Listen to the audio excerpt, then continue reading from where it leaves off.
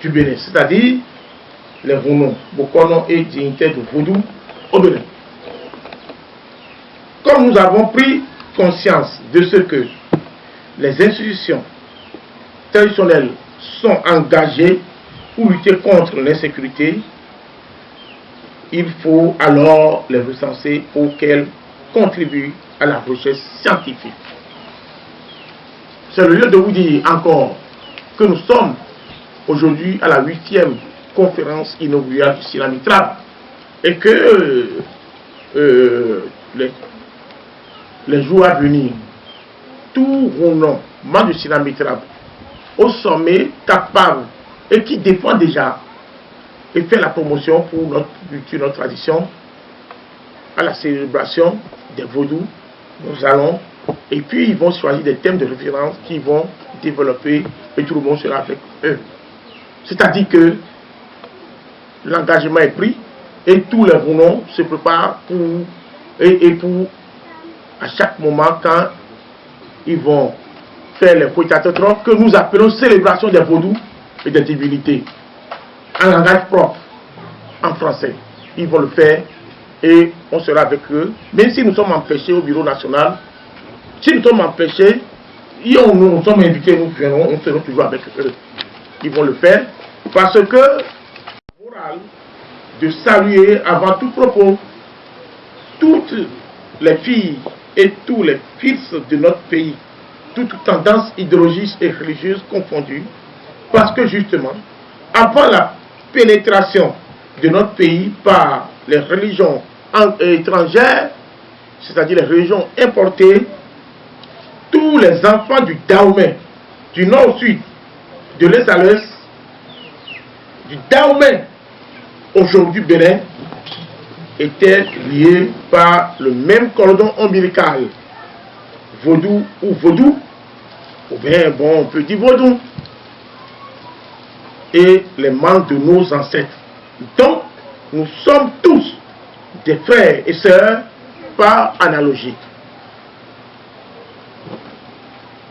Nos salutations et remerciements s'adressent également à tous ceux qui ont aidé au succès de cette manifestation. Je vous dis de vous applaudir vous-même. Nous paraphraserons d'emblée le savage africain Cheikh Anta Diop. Je cite: le noir ignore que ses ancêtres qui sont adaptés aux conditions matérielles de la vallée du Nil sont les plus anciens guides de l'humanité dans la voie de la civilisation. C'est Cheikh Anta qui l'a dit avec preuve sur la base de ce qui tout le monde a constaté aujourd'hui, que l'Afrique est le vaisseau de l'humanité et que l'Afrique, toutes les sciences sont parties de l'Afrique pour atteindre les autres coins du monde, les autres pays de la planète. Il n'est un secret pour personne que l'Afrique est le berceau de la spiritualité, des sciences et de la religion. C'est-à-dire que la spiritualité, les sciences et les religions sont nées en Afrique, autant que l'adoration de Dieu découverte par nos ancêtres noirs bien longtemps avant les autres peuples du monde. Tout le monde sait probablement qu'on assiste aujourd'hui à l'application, je dis bien à l'application des sciences. L'histoire nous a enseigné aussi que les Grecs étaient les premiers savants du monde et que les premiers hommes, les religions sont nées en Asie. Nous disons que ces affirmations sont fausses et inexactes parce qu'elles sont déjà battues par les thèses de certains savants de bonne foi comme le professeur Cheikh Anta Diop et Théophile Obenga et puis d'autres chercheurs américains et français. D'ailleurs, tout le monde sait aujourd'hui que les Grecs étaient les premiers qui sont allés étudier la mathématique en Égypte auprès de nos ancêtres Kémètes. On dit Kémètes, de nos ancêtres noirs. On dit Kémètes, Kémita. Kémita, c'est l'ancien nom de l'Afrique. Kemet, les Noirs. Kemet, Noirs comme charbon, qui habitaient un territoire. Le territoire avait pour nom Kemeta, que les Grecs ont dit après que c'est africain. Pas de formation linguistique. Le premier s'appelle, qui est allé étudier la mathématique en Égypte, le premier s'appelle Thalès. Après Thalès, Pythagore est aussi allé étudier la mathématique en Égypte, où il est resté pendant 22 ans. On ne peut pas rester dans un pays pendant 22 ans. Pour faire quoi? Il faisait quoi? Alors donc, le théorème de Pythagore, c'est le problème numéro 6 du papyrus de Moscou. Un livre qui existait avant la naissance des ancêtres de Pythagore lui-même. Mais on se dit, mais comment tu peux prétendre et avoir, sinon être propriétaire d'une découverte ou bien tu as découvert quelque chose alors que tes ancêtres n'étaient pas encore nés? C'est pas possible. Donc, le théorème de Pythagore existe et a existé avant la naissance des ancêtres de Pythagore. La vérité a toujours triomphé sur... Parce que c'est un mensonge, hein. On doit savoir que la vérité a toujours triomphé sur le mensonge, car un seul doigt ne peut pas cacher le soleil. On continue. Nous allons parler maintenant de la spiritualité de nos ancêtres. Selon nous autres traditionalistes, chercheurs béninois, devant vous ici, sans ostracisme, nous pouvons dire, et que les gens nous ont démontré que c'est faux, notre démonstration, notre définition. Selon nous, la spiritualité est probablement l'une des toutes premières sciences que l'humanité a connues. Nous allons le démontrer tout à l'heure, parce que on donne des exemples. L'intellectuel traditionnel use des langages codés pour soigner et guérir les maladies selon le cas qui se présente à lui. Il s'agit là d'une question de spiritualité, c'est-à-dire la science a commencé par là. Comme exemple, encore, l'intellectuel traditionnel utilise des langages codés fusés dans les mythes ou les légendes africaines pour arrêter un moteur ou une machine en fonctionnement. Il s'agit aussi là d'une question de spiritualité de la science. L'intellectuel traditionnel, toujours l'intellectuel traditionnel, puise des connaissances profondément rationnelles dans le vide universel. Quand on vous demande de dire maintenant c'est quoi le vide universel, on ne peut pas le faire, on ne peut pas le dire. Parce que nous sommes bâtis de diplômes, mais nous ne sommes pas encore des hommes de science. Et ceux qui sont attachés à la spiritualité, devant vous ici, ils le savent. Ils savent qu'ils vont puiser là pour écrire, pour nous proposer des choses, pour proposer. Alors donc, je m'arrête là parce que le temps qui m'est imparti pour parler de ces affaires-là est insuffisant. Bon, je continue. L'intellectuel traditionnel puise des connaissances profondément rationnelles dans le vide universel pour guérir les maladies naturelles provoquées ou inventées pour tuer les hommes ou les animaux. Il s'agit toujours là de la science africaine.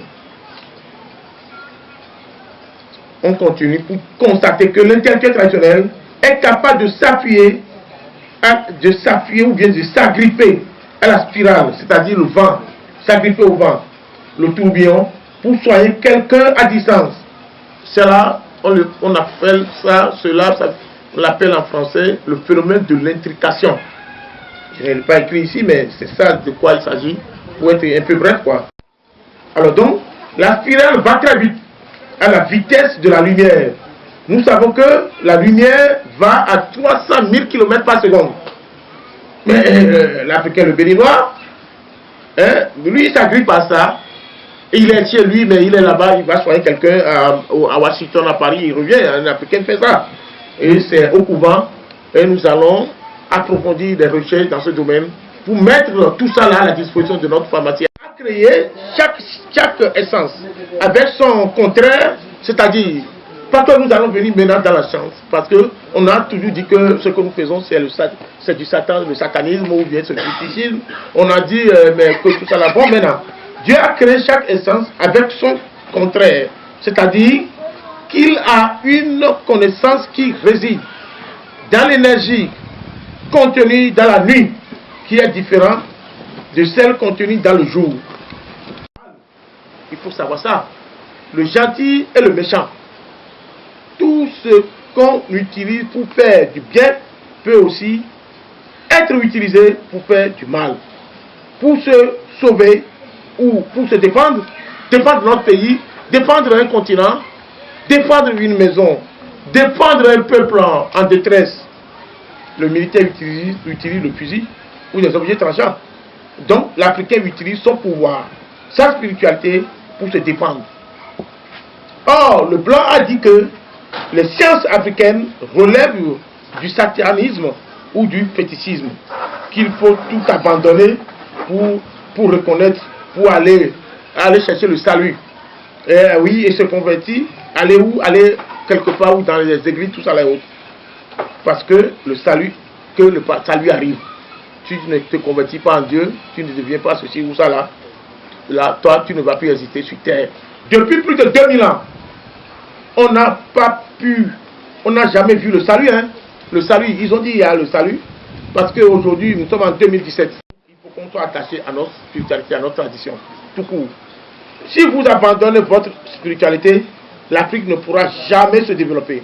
L'intellectuel moderne africain doit se retourner vers les institutions traditionnelles pour puiser dans les racines profondes, dans les racines de ces institutions, ce qui est fondamentalement rationnel de l'épistémologie africaine pour faire les découvertes et des innovations. Et des inventions. Parce que vous êtes nombreux à être diplômés. Mais comme nous autres, nous sommes aussi allés à l'école. Nous sommes nombreux à être diplômés. Mais vous ne faites pas de la science. Alors que toute la science se retrouve dans les institutions. Dans les institutions, je dis bien dans les institutions traditionnelles. La spiritualité permet d'étudier les valeurs positives, de faire des découvertes. La définition de la spiritualité se poursuit. Des découvertes et les inventions. Cette science est née, mais c'est une science ardue, mais elle est née en Afrique. Même un simple citoyen sait que ce sont les ancêtres africains, noirs, égyptiens, qui ont inventé les notions de paradis et d'enfer 3000 ans avant le christianisme et 2000 ans avant Moïse. La spiritualité est bien sûr avec leur croyance à Vodou ainsi que à Mao Sembolisa, Dieu unique, fondateur de tout, créateur de tout. Nos ancêtres africains sont des grands bâtisseurs, architectes et grands mathématiciens qui ont construit la pyramide de Gizeh, la plus grande pyramide de l'histoire du monde antique, de l'humanité. Je veux dire l'humanité, 2 300 000 blocs de terre, de béton chacun pesant 70 tonnes. On peut se demander, mais par quelle alchimie ou miracle nos ancêtres ont pu fabriquer et soulever ces blocs massifs pour construire une trentaine d'empires. C'est un building, monté sur 146 mètres. La sommité. L'Africain a atteint son apogée et civilisé toute la terre entière avec son Dieu, découvert par sa science. Pour l'Africain, Dieu, c'est la science. Dieu, ce n'est pas de la blague. Je dis bien pas ignorance. L'élite africaine, nous sommes l'élite africaine parce que tu es intellectuel moderne. Après le bac, on dit que tu es intellectuel parce que tu as fait les universités. L'élite africaine continue de dire que c'est le blanc qui a tout inventé. Il faut qu'on se retrouve vers notre... Alors nous disons maintenant, il faut qu'on se retrouve vers notre antériorité anthropologique pour pouvoir faire la science. Quand Théophile Obenga et le professeur Cheikh Anta Diop ont prouvé sur la base des preuves paléontologiques, historiques, anthropologiques, que toutes les pyramides de l'Égypte ancienne ont été construites avant la naissance de l'ancêtre éponyme des Juifs, c'est-à-dire est appelé par le monde entier le Bénin pays de vaudou et des miracles. Si le Bénin est le siège de vaudou, c'est aussi au Bénin que Otsoffa a créé l'église du christianisme céleste. Aujourd'hui, présente partout, pratiquement dans beaucoup de pays, c'est toujours au Bénin que Feu Jean Priard a créé le renouveau charismatique.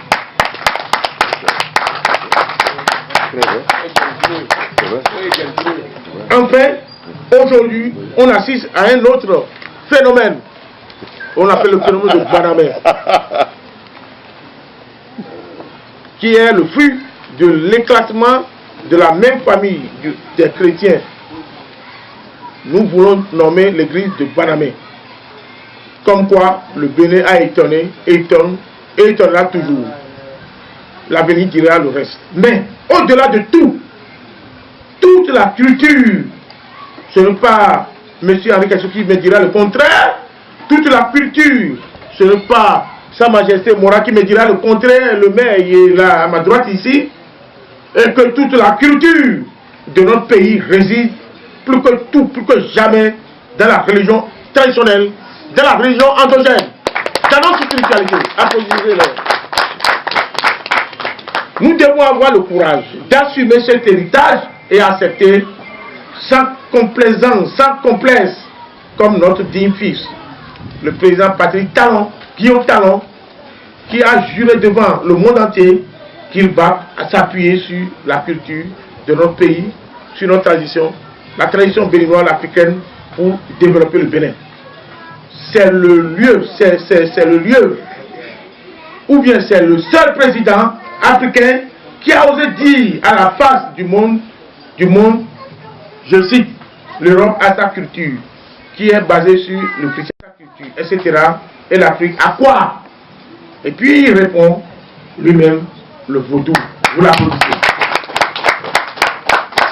Voilà les raisons pour lesquelles nous l'appelons affectueusement notre digne fils, notre digne frère, Patrice Athanas Guillaume Talon, pour que nos ancêtres communs et Dieu soient contents de lui, au fin de le protéger et de le conserver sur la voie du développement de notre cher pays. Les mérites de la médecine traditionnelle. Tous les chercheurs français, américains, bon, etc., sont convaincus maintenant, même aujourd'hui au moment où nous sommes en train de parler,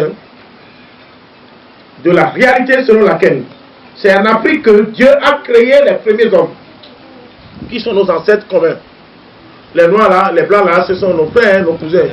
Il faut le savoir parce que c'est le noir qui est piégé par le froid. Il est devenu blanc, je vais vous démontrer ça tout à l'heure. C'est pas moi qui l'ai dit. Cheikh Anta l'a prouvé et d'autres savants l'ont soutenu. Et puis après ça, ils ont continué les premiers hommes qui sont nos ancêtres communs. Quand nous parlons des ancêtres communs, c'est parce que c'est le noir sorti de l'Afrique qui a été piégé par le froid dans les régions où il faisait extrêmement froid chaque année pendant des mois au point de devenir blanc. J'ai fait un résumé, mais c'est ça la réalité. Personne ne peut dire le contraire. À moins d'apporter les preuves contraires, quoi. Je ne sais pas si c'est un jargon, je le parle parce que je vous ai dit que chaque science a son jargon. Le vaudou aussi le vaudou c'est la science. Nous avons notre jargon. Nous disons tantôt que la médecine est née en Afrique et est tributaire de la spiritualité africaine. Dieu a donné la spiritualité et l'intelligence aux Africains pour qu'ils puissent, dans les institutions traditionnelles africaines, des connaissances leur permettant de faire des innovations et des découvertes pour pouvoir vivre dans des meilleures conditions. Et cette découverte, l'Afrique, le noir, a envoyé ça, c'est sorti et ça s'est baladé sur toute la planète et c'est pour cela que nous disons que c'est le noir qui a transmis la civilisation à tous les autres peuples du monde. Ils n'ont pas venir prouver le contraire, mais ils sont incapables. Ils ne peuvent pas dire le contraire. Je vous jure, la main sur le cœur et devant le soleil, devant Dieu et les vaudous. Dieu a créé les esprits pour aider ces créatures. Quand il créa l'homme, il a doté de 4 éléments fondamentaux sans lesquels il n'y a pas la vie sur terre. Nous sommes venus maintenant dans la science. Vous allez savoir qu'au couvent, vous manipulez, vous faites de... L'Africain de 4 éléments sans lesquels il n'y a pas vie sur terre. Le feu, l'air, la terre et l'eau. En tout état de cause, l'homme est une parcelle de tout ce qui a existé avant son apparition sur terre. Je vais me résumer tout à l'heure, vous allez comprendre que c'est vrai. En Égypte, la théorie, c'est-à-dire que les hommes sont nés en Égypte, non? Ou bien en Afrique, en Kamita. La théorie de Darwin ne date que de 2 siècles, selon Mbok Basson. Mbok Basson a démontré que ce que je dis, c'est lui, je tiens ça de lui, que l'homme est la parcelle de tout ce qui a existé avant lui. Et c'est vrai. Si on s'en tient sur les 4 éléments fondamentaux sans lesquels il n'y a pas vie sur terre, on va commencer que, au cours de l'une de nos conférences, que il a dit, de l'une de ces conférences, c'est un basson, que nos ancêtres savaient déjà que l'homme est composé des animaux. C'est-à-dire, bon, ils ont dit animaux, hein, des végétaux. Mais c'est une faute grammaticale ici, ou bien je ne sais pas. Bon, l'homme est composé des végétaux, des minéraux, de l'eau, de l'énergie, de l'air. Qui va dire le contraire? Et c'est vrai. Nous saluons Mbok Basson au passage pour son honnêteté scientifique. Parce que nous vivons ça tous les jours dans nos couvents. Les spiritualistes africains détiennent des savoirs qui leur permettent de programmer les esprits. Ce que nous sommes en train de faire aujourd'hui à cette célébration, hein, on ne s'est pas retrouvé pour manger seulement. Ils sont aussi, les Rouno, les Bokoro, ils sont aussi capables de les déprogrammer, les esprits quand ils le veulent pour régler des problèmes. C'est-à-dire, moi je vais vous dire, ce qu'est l'esprit. L'esprit égale Yahweh, égale encore nous, qui sont des éléments infiniment petits, insécables et invisibles à l'œil nu. Nous sommes dans le domaine de la physique des particules. Même avec les microscopes de dernière génération qu'on abîmerait lorsqu'on force leur usage pour tenter d'espionner ou Yahweh ou Vaudou. En Afrique ou au Bénin, ce sont les populations de l'ère culturelle de l'ancien royaume Adjakado au Bénin, du Ghana, du Togo et du Bénin qui appellent dans leur langue respective les éléments dont nous parlons plus haut, l'esprit, dont nous parlons l'esprit, c'est-à-dire que Yahweh ou de ces esprits-là qui ont donné naissance au vaudou, conformément à chaque catégorie phénoménologique consacrée par la cosmogonie africaine. Yahweh non égale ou non, enfant. La même chose, hein, jusqu'au nord, partout dans le Bénin. Hein. Yahweh non, c'est-à-dire, je vous ai dit tout à l'heure que la terminologie, mais c'est la même chose, quoi. Alors donc, enfant, est prêtre de vaudou en français.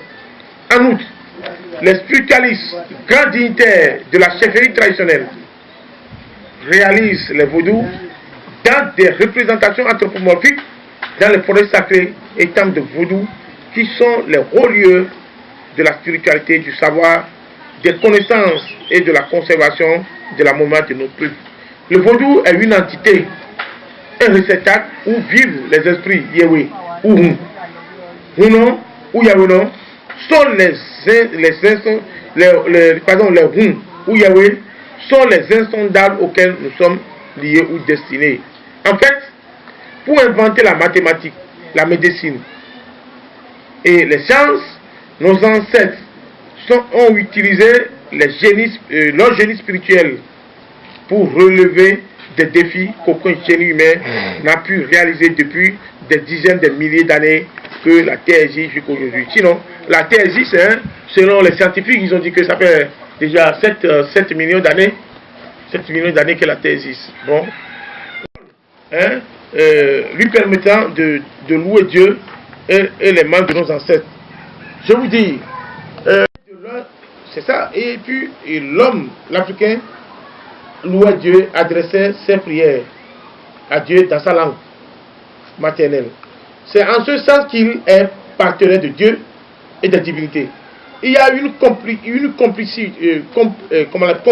ou bien complicité ou bien complétude, je sais pas. Complicité. C'est-à-dire que une relation. C'est la raison pour laquelle on dit souvent que l'homme est à l'image de Dieu. Mais on oublie souvent d'ajouter qu'il est aussi à l'image de divinité et des vaudous. Les hommes qui sont conscients des réalités, de ce que nous disons ici, que nous évoquons ici, sont capables de découverte et d'invention. Le vaudou, il ne peut en être autrement, parce que le vaudou n'est ni Satan, ni fétiche, ni idole. Il ne peut pas du mal, il fait du mal, je ne sais pas, comme certains le pensent et l'affirment. Les savants africains et gadolphoïens comme Mbok Basson, j'ai cité Mbok Basson plusieurs fois dans mon texte, ou Théophile Obenga et Ama Mazama, c'est une dame, hein, une dame de fer. Elle a fait des églises, elle a fréquenté, elle est allée, tout ça. Elle est professeure dans les universités. Les sciences africaines faisaient,